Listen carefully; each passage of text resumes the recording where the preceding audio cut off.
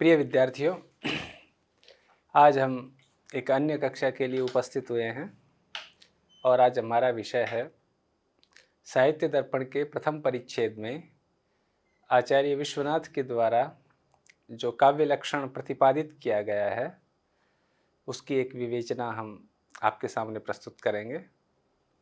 तो जैसे कि आप सब जानते हैं कि आचार्य विश्वनाथ का जो काव्य लक्षण है वो वाक्यम रसात्मकम काव्यम है, लेकिन इस काव्य लक्षण को प्रतिपादित करने से पहले उन्होंने अपने से पूर्ववर्ती अन्य आचार्यों के काव्य लक्षण और काव्य संबंधी मतों का विवेचन किया है, जिसकी चर्चा हम पहले की कक्षाओं में कर चुके हैं। अब हम आचार्य विश्वनाथ के द्वारा जब अपने से पूर्ववर्ती अन्य प्रमुख आचार्यों के काव्य लक्षण काव्य मतों का खंडन किया गया, तो स्वाभाविक है कि ये प्रश्न अब उन्हीं से पूछा जाना था कि तत्किम पुनः काव्यम इति उच्यते, कि आप ही बताइए कि काव्य क्या हो सकता है, आपकी दृष्टि में काव्य क्या है, ये बताइए। तो आचार्य विश्वनाथ कहते हैं वाक्यम रसात्मकम काव्यम। अब इस काव्य लक्षण को समझने के लिए पहले तो आप ये समझिए कि काव्य क्या है। तो कहते हैं वाक्यम काव्यम, वाक्य काव्य है। अब अगर वाक्य को हम काव्य कहने लगेंगे तब तो हम जो परस्पर आपस में एक दूसरे से बातचीत करते हैं वो भी काव्य हो जाएगा। न्यूज़पेपर्स में, न्यूज़ चैनल्स में बहुत सारे वाक्य होते हैं, सारे के सारे वाक्य काव्य हो जाएंगे।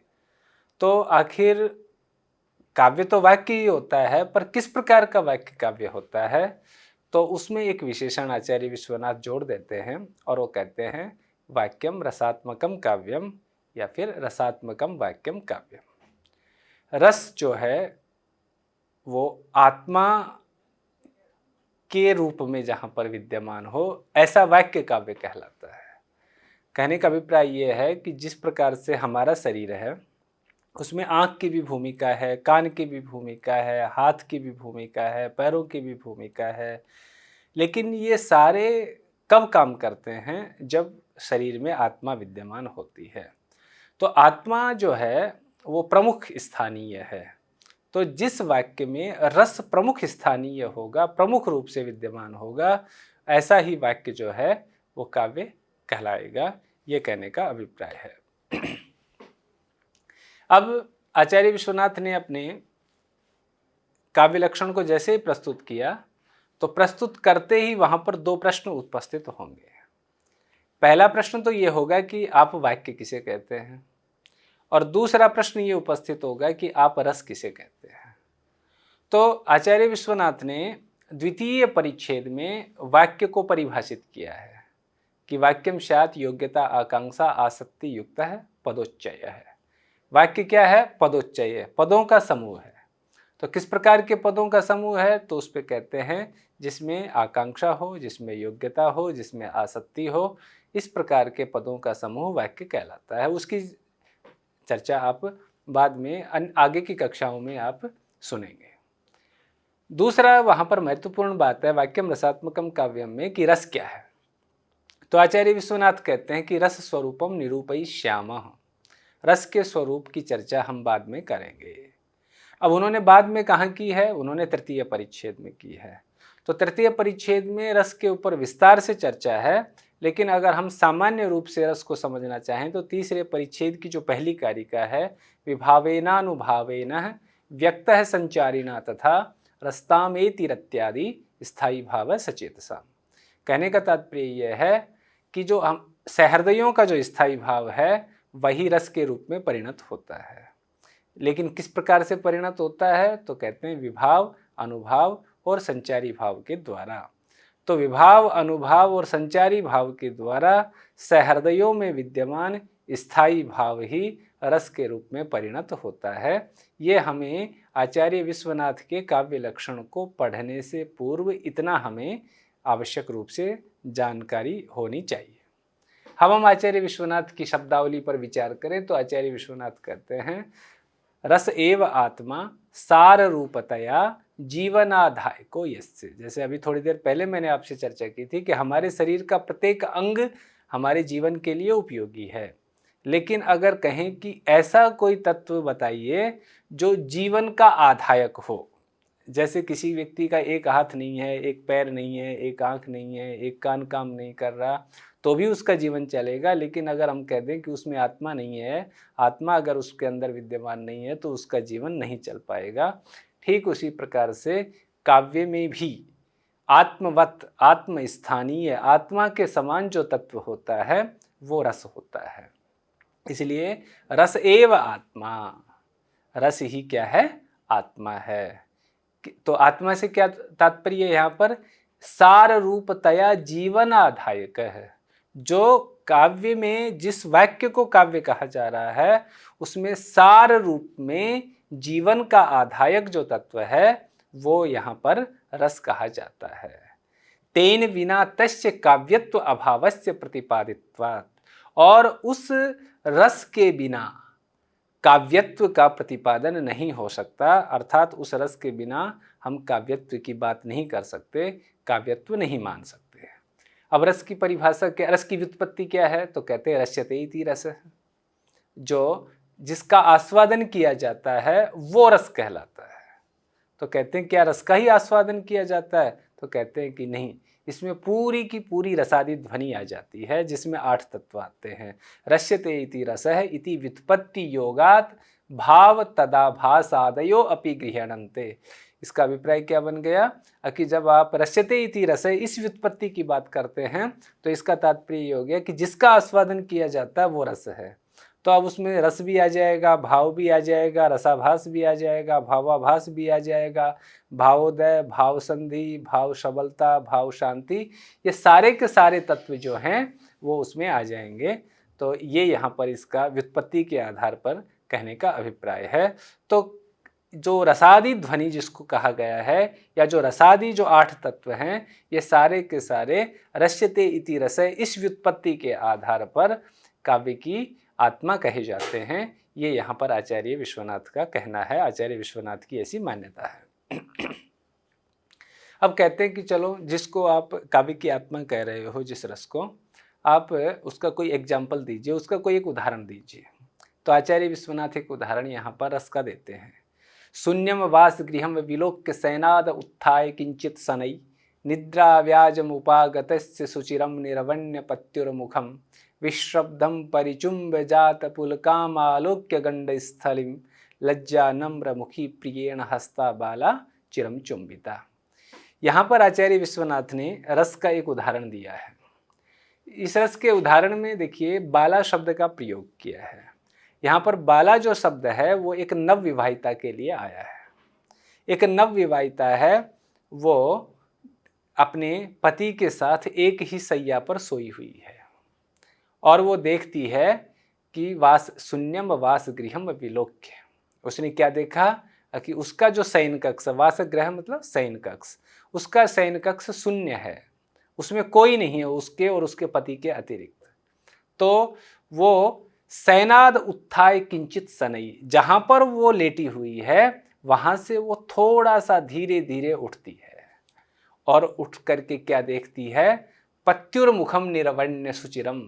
देर तक वो अपने पति का मुख देखती है। और पति किस स्थिति में है? निद्रा व्याजम उपागतस्य, जो नींद का बहाना बना करके लेटा हुआ है। तो कहने का तात्पर्य क्या हो गया कि पति दिखा ऐसे रहा है कि जैसे वो सो गया है, लेकिन वो सोया नहीं है, वो नींद का बहाना बना करके लेटा हुआ है। और जब एक नवविवाहिता पत्नी ने देखा कि वासगृह में कोई नहीं है, शयन कक्ष में कोई नहीं है, तो उसने देर तक अपने पति का मुख देखा और उसने ये जाना कि उसका पति सो गया है, लेकिन पति नहीं सोया है उसका, अपितु वह नींद का बहाना बना करके लेटा हुआ है। विश्रब्धम, और अब वो आश्वस्त हो गई। किस बात के लिए? कि पति सो गया है। तो उसने क्या किया? परिचुंब्य गंडस्थलिम, उसने उसके गाल पर एक चुंबन किया। लेकिन जैसे ही वो अपने पति के गाल पर चुंबन करती है, जात पुलकाम आलोक्य, वो देखती है कि उसके पति का गाल जो है वो रोमांचित हो गया है। और जैसे वो अपने पति के रोमांचित गाल को देखती है, लज्जा नम्र मुखी प्रियेण हस्ता बाला चिरम चुंबिता, वो लज्जा नम्र मुखी, वो लज्जा के कारण नीचे की ओर मुख वाली हो जाती है और इस प्रकार की वह बाला हस्ता प्रियेण, हंसते हुए प्रिय के द्वारा चिरम चुंबिता, देर तक चुंबन की जाती है। ये इस पद्य का अनुवाद हो गया, अर्थ हो गया। अब ये रस का उदाहरण कैसे है? तो विश्वनाथ कहते हैं अत्र ही संभोग श्रृंगाराख्यो रस है।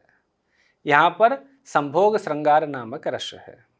देखिए बच्चे, जब भी कभी आप रस की विवेचना करेंगे तो रस की विवेचना के संदर्भ में, जैसे मैंने थोड़ी देर पहले कहा था, हमें पता होना चाहिए विभाव क्या है, हमें यह पता होना चाहिए अनुभाव क्या है, हमें यह पता होना चाहिए कि संचारी भाव क्या है, हमें यह पता होना चाहिए कि स्थायी भाव क्या है। अब यहाँ पर वो कह रहे हैं कि संभोग श्रृंगार आख्यो रस है। यहाँ पर संभोग श्रृंगार रस है तो स्वाभाविक है कि संभोग श्रृंगार रस है तो स्थायी भाव रति होगा। अब रति नामक जो स्थायी भाव है सहृदयों के मस्तिष्क में जो सुप्त अवस्था में विद्यमान है, वो ही यहाँ पर संभोग श्रृंगार के रूप में अभिव्यक्त होगा। अब वहाँ पर विभाव क्या है? तो विभाव दो प्रकार के होते हैं, एक आलंबन विभाव होता है, एक उद्दीपन विभाव होता है। तो यहाँ पर जो नायक नायिका हैं वो यहाँ पर आलंबन विभाव है, अर्थात यहाँ पर जो नायिका है उसके लिए उसका जो नींद का बहाना बना करके लेटा हुआ जो उसका पति है वो आलंबन विभाव है। जो शून्य वासगृह है, वासगृह में किसी का न होना, यहाँ पर उद्दीपन विभाव है। नायक जो है वो नींद का बहाना बना करके लेटा हुआ है और नायिका के द्वारा निश्चिंत होकर के नायक के मुख को जो देखा जा रहा है, ये सारे के सारे अनुभव कहलाएंगे। और नायिका में पद्य में जो दिखाई दे रही है, अभिव्यक्त हो रही है, शंका है, चपलता है, औत्सुक्य है, लज्जा है, ये सारे के सारे यहाँ पर संचारी भाव होंगे। और इन सभी विभाव, अनुभाव और संचारी भावों से पुष्ट होता हुआ ही यहाँ पर रति जो स्थायी भाव है सहृदयों के मस्तिष्क में, वो यहाँ पर संभोग श्रृंगार नामक रस के रूप में यहाँ पर अभिव्यक्त होता है, ये कहने का अभिप्राय है। तो मुझे लगता है कि आप रस को समझ गए होंगे। और रस के संदर्भ में जैसा कि हमने अभी चर्चा आपसे की कि जैसे आप कोई भी आप जैसे श्लोक पढ़ते हैं तो आप उसमें ये देखिए कि उसमें आलंबन विभाव कौन है, उसमें उद्दीपन विभाव उसमें क्या है, उसमें अनुभाव क्या है, उसमें संचारी भाव क्या हैं। और जैसे आप ये समझेंगे तो आपको रस क्या है उस संदर्भ में आपको समझने में आसानी होगी। तो ये हमने रस क्या है आचार्य विश्वनाथ के अनुसार रस का उदाहरण क्या हो सकता है उस पर आज अभी हमने ये चर्चा की और हमने इसको समझने का प्रयास किया है। अब उसके बाद में जो रसादि ध्वनि है, जो इसको काव्य की आत्मा आचार्य विश्वनाथ कहते हैं, उसमें जो दूसरा स्थान आता है वो भाव का आता है। तो पहले तो आपको ये पता होना चाहिए कि भाव किसे कहते हैं। देखिए, भाव के लिए अगर हम सामान्य रूप से अगर जानना चाहें तो हम ये जानेंगे कि जो अभी हम रस का एग्जाम्पल पढ़ रहे थे और रस में भी हम श्रृंगार रस का उदाहरण पढ़ रहे थे, तो श्रृंगार रस का जो स्थायी भाव होता है वो रति होता है। अब ये जो रति है, अगर ये नायक नायिका की हो तब तो क्या कहलाता है? श्रृंगार रस कहलाता है। बिल्कुल इस बात को दिमाग में अच्छे से बिठा लीजिए। अगर रति नायक नायिका विषयक होगी तो वो क्या कहलाएगा? श्रृंगार रस कहलाएगा। और अगर नायक नायिका के अतिरिक्त अगर कोई रति है तो वो भाव का उदाहरण होगा। जैसे अगर किसी व्यक्ति की किसी देवता से रति है, उसकी ईश्वर से रति है, उसकी राष्ट्र से रति है, उसकी मातृभूमि से रति है, उसकी गुरुजनों से रति है, तो वो क्या कहलाएगा? भाव का उदाहरण कहलाएगा। तो यहाँ पर उन्होंने एक भाव का उदाहरण दिया है, महापात्र राघवानंद सांदी विग्रही काणाना। एक सांदी विग्रही की यहाँ एक उपाधि है और महापात्र भी उपाधि है और राघवानंद कवि का नाम है। तो उनका एक पद्य यहाँ पर भाव के रूप में प्रस्तुत किया है। आप देखिए, यश्यालीयत सल्क सीमनी जलधि पृष्ठे जगन मंडलम दंष्ट्रायाम धरणी नखे दिति सुताधीशः पदे रोदसी। क्रोधे छत्रगण सरे दस मुख पाणो प्रलंबासुरो ध्याने विश्वम असो अधार्मिक कुलम कस्मैचित अस्मै नमः।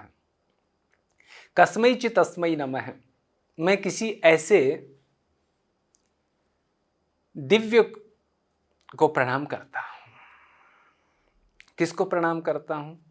अब यहां पर आपको क्या करना पड़ेगा कि अलियत जो क्रियापद है उसका अन्वय सबके साथ होगा। जैसे यश्य सल्क सीमनी जलधि अलियत। फिर देखिए इस बात को, यश्य सल्क सीमनी जलधि अलियत कस्मै चित अस्मै नमः है। एक एक को इस प्रकार से आप करेंगे, जैसे कि आप नेक्स्ट स्लाइड में आप देख रहे हैं कि इसका पूरा का पूरा उदाहरण हमने दिया हुआ है, उसका हिंदी में इसका अनुवाद हमने दिया हुआ है।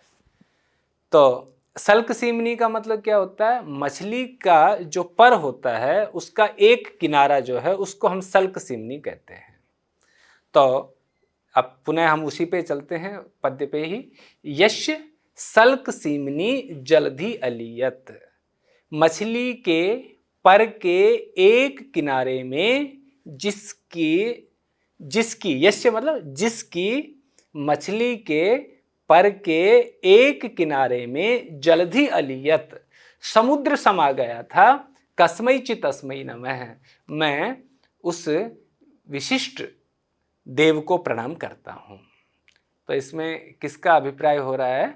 यहाँ पर मत्स्य अवतार का है, अर्थात जो पहले अवतार जो थे, मत्स्य अवतार जो थे, उनके लिए ये बात कही जा रही है। फिर उसी तरह से यस्य लेंगे और अलियत लेंगे।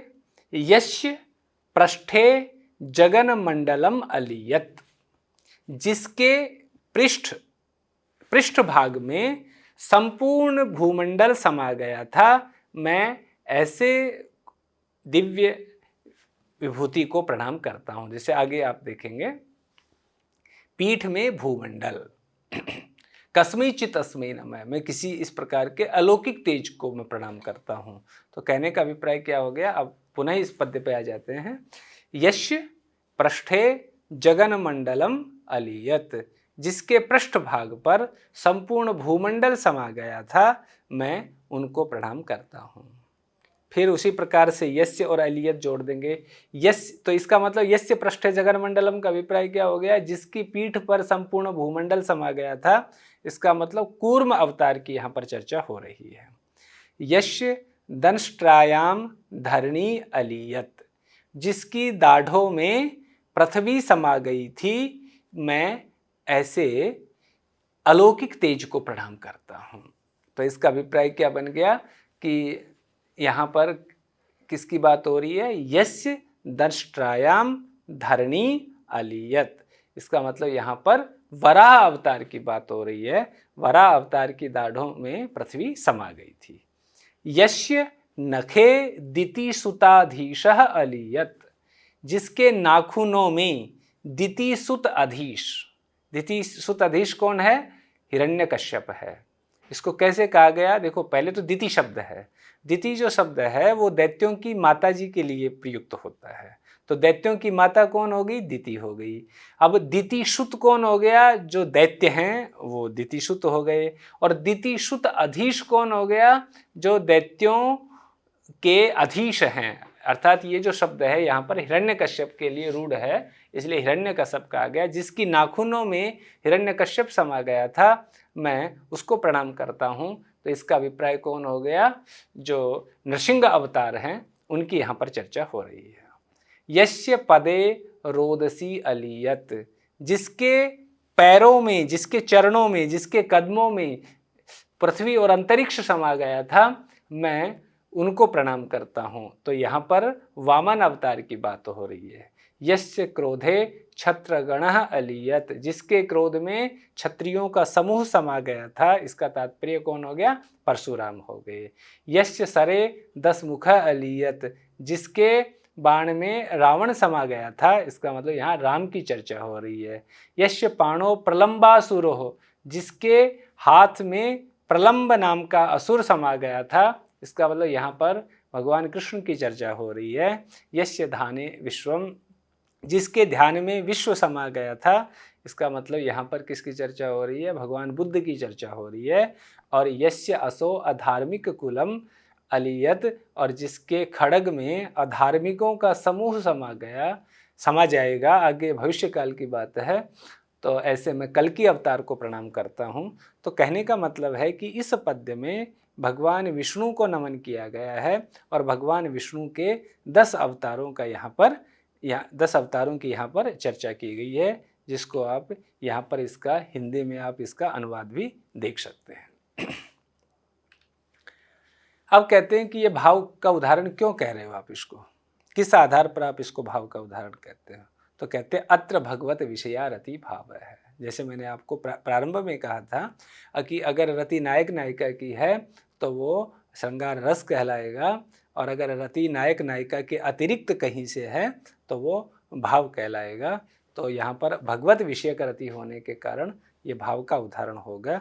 स्वयं आचार्य विश्वनाथ ने तीसरे परिच्छेद में जब भाव को परिभाषित किया है तो लिखते हैं कि संचारिणः प्रधानानि देवादि विषयारति उद्बुद्ध मात्रा स्थायी च भाव इत्यभिधीयते। 3 प्रकार से भाव बनता है। एक तो देवादि विषयक रति, जिसकी चर्चा अभी हमने थोड़ी देर अभी हम कर ही रहे हैं। इसके अलावा संचारिणः प्रधानानि, अगर कोई संचारी भाव प्रधान रूप से अभिव्यक्त हो रहा है, वैसे प्रधान रूप से स्थायी भाव अभिव्यक्त होता है तो रस बनता है, लेकिन अगर स्थायी भाव की अपेक्षा कोई संचारी भाव अगर प्रधान रूप से अभिव्यक्त हो रहा है तो क्या कहलाता है? भाव कहलाता है। इसके अलावा उद्बुद्ध मात्र स्थायी, अगर कोई स्थायी भाव उद्बुद्ध तो हो जाता है लेकिन अगर वो रस के रूप में परिणत नहीं हो पाता तो वो भी भाव कहलाता है। तो 3 प्रकार से आचार्य विश्वनाथ ने तीसरे परिच्छेद में भाव को परिभाषित किया है। तो यहाँ पर भाव के कॉन्सेप्ट को समझने के लिए ये जो 3 प्रकार हैं इसको आप समझ सकते हैं, तो ये भाव के संदर्भ में आपको स्पष्ट हो जाएगा। अब उसके बाद रसाभास का उदाहरण देते हैं। तो वैसे भी रसाभास बहुत सारे कारणों से होता है, जैसे जो हमने पहले एक जो कक्षा हमने की थी तो वहाँ पर भी आपने देखा होगा कि श्वश्रुरत्र निमज्जति अत्र हम दिवसे के प्रलोके माँ पथिक रात्रि अंधशय्यायाम मम निर्मक्षसी। वहाँ पर हमने रसा विश्वनाथ के अनुसार उस पद्य में रसाभास के कारण काव्यत्व है, तो वो केवल नायिकानिष्ठ रति के कारण था, स्त्री विषयक रति के कारण था। अर्थात स्त्री जो है वो तो पथिक से, उसकी तो रति पथिक में दिखाई दे रही, लेकिन पथिक की रति जो है वो स्त्री में दिखाई नहीं दे रही, जिसके कारण वो उभयनिष्ठ रति न होने के कारण वो रसाभास का उदाहरण बन गया। तो उभयनिष्ठ रति ना हो तो भी रसाभास बनता है, और अगर मनुष्यतर अन्य प्राणियों में अगर आप रति दिखाते हो तो वो भी रसाभास का उदाहरण बनता है, श्रृंगार रसाभास का उदाहरण बनता है। तो यहाँ पर इन्होंने एक उदाहरण आचार्य विश्वनाथ ने रसाभास का प्रस्तुत किया है, और ये रसाभास का जो उदाहरण है ये वसंत ऋतु के आगमन को बता रहा है कि जब वसंत ऋतु आती है तब क्या होता है। तो कहते हैं कि मधुद्विरेफ है कुसुमेक पात्रे पपो प्रियाम स्वाम अनुवर्तमान है श्रृंगेण च स्पर्श निमीलिताक्षिम मृगीम कंडु यत कृष्ण सार है। जब वसंत ऋतु आई तो उस समय क्या हुआ? द्विरेफ है, द्विरेफ कहते हैं भ्रमर को। भ्रमर जो था वह कुसुमेक पात्रे, कुसुम रूपी एक ही पात्र में क्या करने लगा? स्वाम प्रियाम अनुवर्तमान है, अपनी प्रिया का अनुसरण करता हुआ मधु पपो, मधु का पान करने लगा। इसका मतलब जब वसंत ऋतु आई तो वसंत ऋतु के आगमन पर वहाँ भ्रमर जो था वो अपनी प्रिया के साथ, भ्रमरी के साथ एक ही कुसुम रूपी पात्र में वो पान करने लग गया। और श्रृंगेण च स्पर्श निमीलिताक्षिम मृगीम कंडु यत कृष्ण सार है। और उस समय कृष्णसार कहते हैं हिरण को। हिरण ने क्या किया? श्रृंगेण मृगीम अकंडु यत, उसने अपने सींग से हिरनी को खुजलाना प्रारंभ कर दिया है। वसंत के प्रभाव के कारण, वसंत की मादकता के कारण उसने अपने सींग से मृगी को खुजलाना प्रारंभ कर दिया। और जब वो खुजला रहा था तो उस समय मृगी की क्या स्थिति थी? तो उसके लिए कहते हैं स्पर्श निमीलिताक्षिम, उसके सींग के स्पर्श के कारण उसकी आंखें जो थी वो बंद हो गई थी। तो बंद की स्पर्श सुख से बंद की हुई आंखों वाली मृगी को हिरण जो है वो अपने सींग से खुजलाने लगा, ये कहने का भाव है। तो यहाँ जो रसाभास हो रहा है वो किसकी वजह से हो गया? मनुष्येतर प्राणियों का। जैसे आपने पहले एक कीट का जो है वो रति आपने प्रदर्शित की है और दूसरी पंक्ति में पशु की रति प्रदर्शित की है, तो मनुष्येतर अगर प्राणियों की रति आप प्रदर्शित करते हैं तो वह रसाभास का उदाहरण बनता है। जैसा कि आचार्य विश्वनाथ आगे इस बात को स्पष्ट करते हुए कहते हैं कि अत्र संभोग श्रृंगारस्य तिर्यक विषयत्वात् रसाभास है।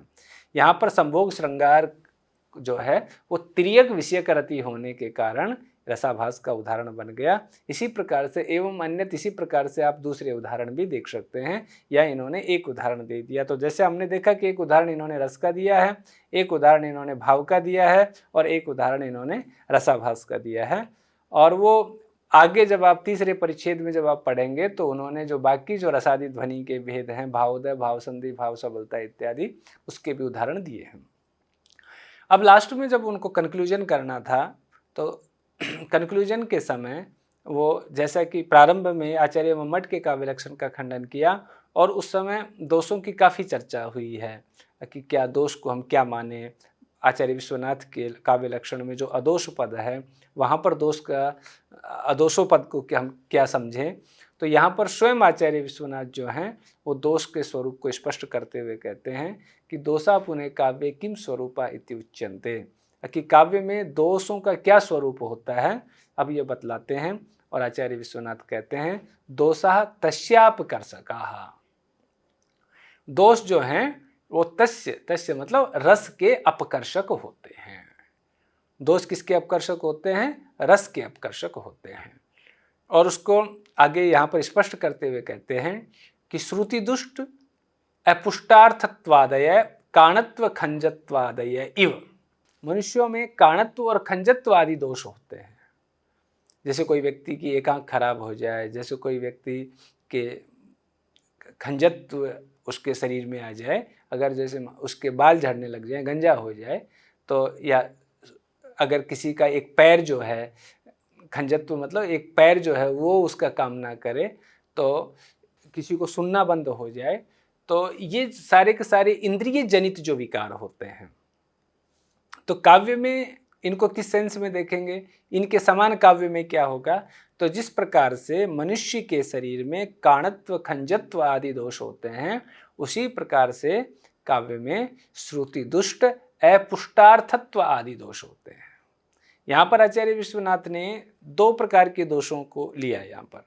एक तो श्रुति दुष्ट दोष होते हैं, एक अपुष्टार्थत्व आदि दोष होते हैं। तो श्रुति दुष्ट इन्होंने उदाहरण के रूप में दो उदाहरण यहाँ पर दो दोषों का उल्लेख किया है। एक तो श्रुति दुष्ट हो गया और दूसरा अपुष्टार्थ, जहाँ पर अर्थ पुष्ट नहीं होता। तो जो काव्य में जो श्रुति दुष्ट अपुष्टार्थत्व आदि दोष होते हैं वो उसी प्रकार से होते हैं जिस तरह से मनुष्यों के शरीर में काणत्व खंजत्व आदि दोष होते हैं। अब ये क्या करते हैं? शब्दार्थ द्वारेण देह द्वारेण इव। अगर काणत्व और खंजत्व दोष की बात करेंगे तो कहाँ होगा? वो शरीर में होगा, देह में होगा। और अगर श्रुति दुष्ट अपुष्टार्थत्व आदि दोष की बात करेंगे तो किस में होगा? शब्दार्थ द्वारेण। तो श्रुति दुष्ट का जो संबंध है वो शब्द के साथ है और अपुष्टार्थ का संबंध किसके साथ है? अर्थ के साथ है। इसलिए आचार्य विश्वनाथ ने यहाँ पर शब्दार्थ द्वारेण लिखा है। और जब आप शब्दार्थ कहते हो तो शब्दार्थ का मतलब वो काव्य का शरीर है। इसलिए जिस तरह से काणत्व खंजत्व आदि मनुष्य के शरीर के द्वारा अपकर्ष करते हैं, ठीक उसी प्रकार से श्रुति दुष्ट अपुष्टार्थ आदि दो दोष हैं, ये शब्दार्थ जो काव्य का शरीर है उसके द्वारा ये क्या करते हैं? अपकर्ष करते हैं। व्यभिचारी भाव आदि जो है वो स्वशब्द वाच्यत्वादयो मूर्खत्वादयो इव साक्षात काव्यस्य आत्मभूतम रसम अपकर्षक है। ठीक है। तो व्यभिचारी भावादि, अब व्यभिचारी भावादि भी का जो स्वशब्द वाच्यत्व है ये मूर्खत्व आदि के समान होता है। अब इसको पहले थोड़ा सा हम समझ लेते हैं। जैसे मनुष्यों में मूर्खत्व आदि दोष होते हैं, तो मूर्खत्व आदि जो दोष होता है उस किसी के शरीर को देख करके उसके मूर्खत्व आदि दोष पर नहीं समझ सकते। मूर्खत्व आदि दोष है, अगर आप किसी का शरीर देखते हैं तो शरीर को देख करके आप ये नहीं पता कर सकते कि ये व्यक्ति मूर्ख होगा। तो कैसे पता चलता है? जब आप उसके संपर्क में आते हैं, जब आप उसका व्यवहार होता है, जब आप उससे बातचीत करते हैं। तो उसी प्रकार से काव्य में भी कुछ दोष होते हैं।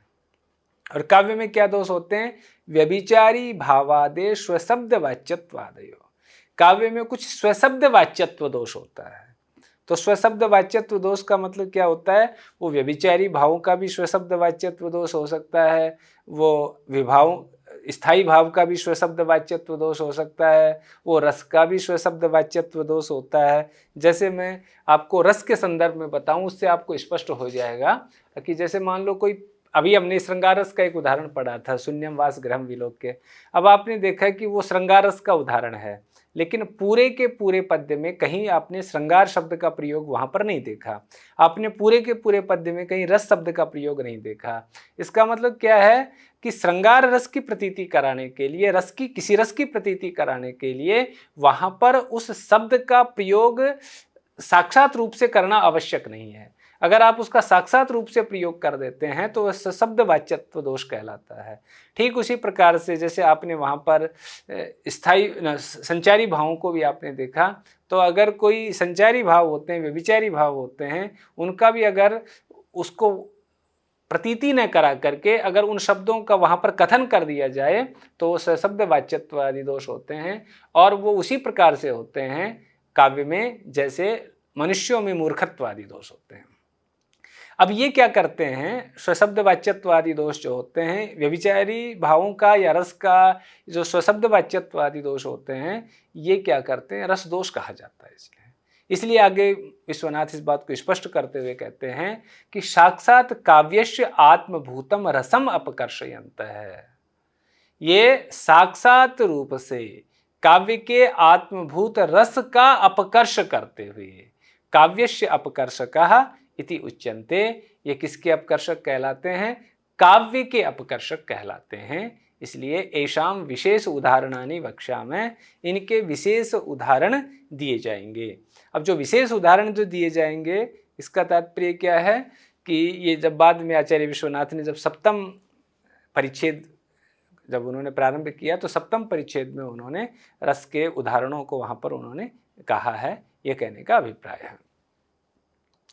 तो यहाँ पर उन्होंने रस के स्वरूप को एक स्पष्ट कर दिया, क्योंकि प्रारंभ में ही उन्होंने रस के आधार पर कुछ पूर्ववर्ती आचार्यों का, मम्मट का, भोज का उन्होंने खंडन किया था। इसलिए आचार्य विश्वनाथ का भी यहाँ पर दायित्व था कि वो अपनी बात को वहाँ पर स्पष्ट करें, और वो उन्होंने वहाँ पर स्पष्ट कर दिया। और ये सारा का सारा आप इसकी हिंदी भी यहाँ पर इस स्लाइड में आप इसको देख सकते हो। अब उसके बाद में आचार्य विश्वनाथ ने एक पंक्ति में गुण, अलंकार और रीति के स्वरूप को सामान्य रूप से कथन कर दिया है। गुणा किम स्वरूपा इत्युच्यन्ते है कि गुण क्या होते हैं, तो कहते हैं उत्कर्ष हेतवः प्रोक्ता गुणा अलंकार रीतयः। जैसे इससे पूर्व की कक्षाओं में भी आपने देखा कि वस्तुतः जब सगुणों की बात आ रही थी तो वहाँ पर एक बात आचार्य विश्वनाथ कहते हैं, गुणों के संदर्भ में भी कहते हैं, अलंकारों के संदर्भ में भी एक बात कहते हैं कि वस्तुतः ये दोनों ही जो तत्व हैं, चाहे गुण हैं चाहे वो अलंकार हैं, वो काव्य के उत्कर्ष के आधायक तत्व हैं।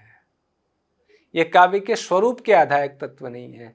तो जब भी कोई उत्कर्ष के आधायक तत्व हैं वो काव्य में होने चाहिए, लेकिन आप उनको काव्य के लक्षण में उनका समावेश नहीं करना चाहिए। तो इसीलिए यहाँ पर आचार्य विश्वनाथ को अब ये आवश्यकता प्रतीत हो रही थी कि वो गुण अलंकारों का स्वरूप भी सामान्य रूप से बता दें।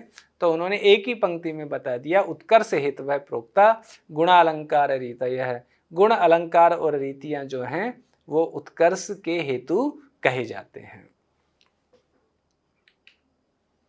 अब देखिए यहाँ पर आचार्य विश्वनाथ ने इस बात को पहले भी स्पष्ट किया था, अब दोबारा से फिर स्पष्ट कर रहे हैं। देखिए, गुणः शौर्यादिवत्, ये बात पहले स्पष्ट हो चुकी है, अब फिर से स्पष्ट कर रहे हैं कि जिस प्रकार से मनुष्यों में शौर्य आदि होते हैं, ठीक उसी प्रकार से काव्य में माधुर्य आदि गुण होते हैं। अलंकारा कटक कुंडल आदिवत्, और अलंकार कैसे होते हैं? कटक कुंडल के समान होते हैं।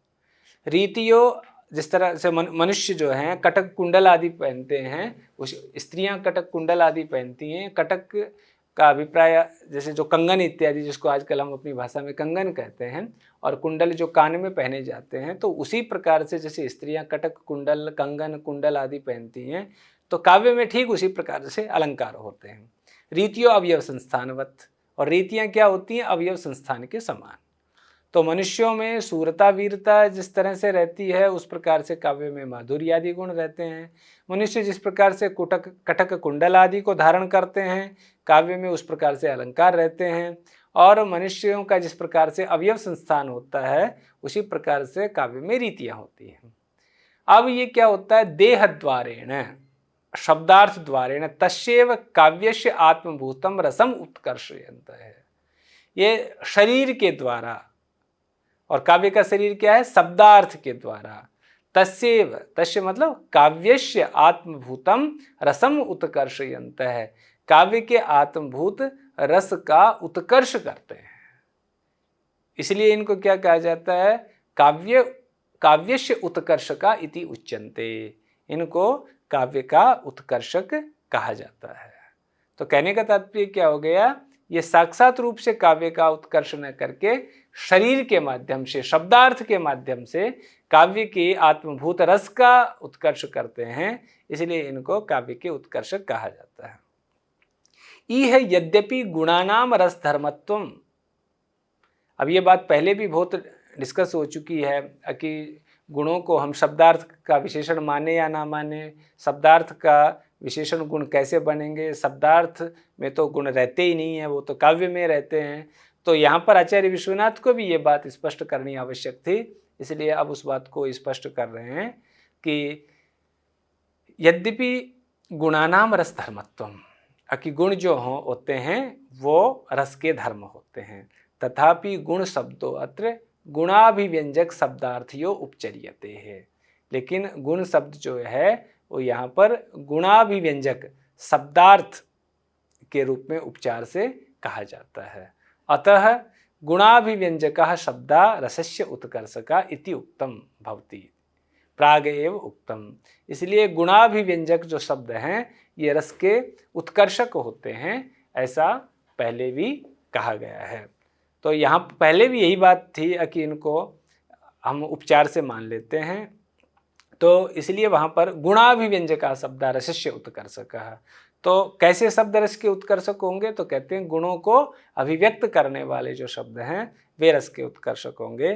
तो ऐसामपि विशेष उदाहरणानि वक्ष्यामि, इनके भी विशेष उदाहरण आचार्य विश्वनाथ ने साहित्य दर्पण के 8वें परिच्छेद में दिए गए हैं। और 9वें में उन्होंने रीति की चर्चा की है, और 10वें में उन्होंने अलंकार की चर्चा की है। तो कुल मिलाकर के साहित्य दर्पण के जो 8वां, 9वां, 10वां ये जो परिच्छेद हैं उसमें इन्होंने गुण, अलंकार और रीति की चर्चा की है। और यही जो अभी हमने जो चर्चा की है उसको जब आप हिंदी में देखना चाहेंगे तो आप आराम से यहाँ पर इसको देख सकते हैं इस पीपीटी में। अब उसके बाद तो जैसा कि हमने इस कक्षा में आचार्य विश्वनाथ के काव्य लक्षण को प्रतिपादन किया, और आचार्य विश्वनाथ का जो वाक्यम रसात्मकम काव्यम है वो संपूर्ण रूप से तो तब आपको समझ में आएगा जब आप साहित्य दर्पण का 2रा परिच्छेद में वाक्य की पूरी परिभाषा पढ़ लेंगे, और 3य परिच्छेद में आप रस के स्वरूप को पूरी तरह से जान पाएंगे। तब आप वाक्यम रसात्मकम काव्यम को पूरी तरह से समझना आपके लिए आसानी होगी। तथापि जितना प्रथम परिच्छेद में आचार्य विश्वनाथ ने काव्य लक्षण को कहा है तो वहाँ पर हमने उसको स्पष्ट करने का पूरा प्रयास किया है, और मुझे पूरी आशा है कि आपने उस चीज़ को बहुत अच्छे से समझा होगा। आचार्य विश्वनाथ ने रस का उदाहरण दिया है, आचार्य विश्वनाथ ने यहाँ पर भाव का उदाहरण दिया है, आचार्य विश्वनाथ ने यहाँ पर रसाभास का उदाहरण दिया है, और इसके पश्चात आप देखते हैं कि उन्होंने सारा का सारा, इसको कहा जाए कि पहले जिस बात की उन्होंने अन्य आचार्यों के खंडन में गुणों की चर्चा की, दोषों की चर्चा की, रीतियों की चर्चा की, अलंकारों की चर्चा की, तो वो भी यहाँ पर उन्होंने संक्षेप में उस बात को कहा है। तो आपने इस बात को मुझे निश्चित रूप से ये पूरी आशा है कि आप इस बात को समझ पाएंगे। आप सभी का बहुत बहुत धन्यवाद।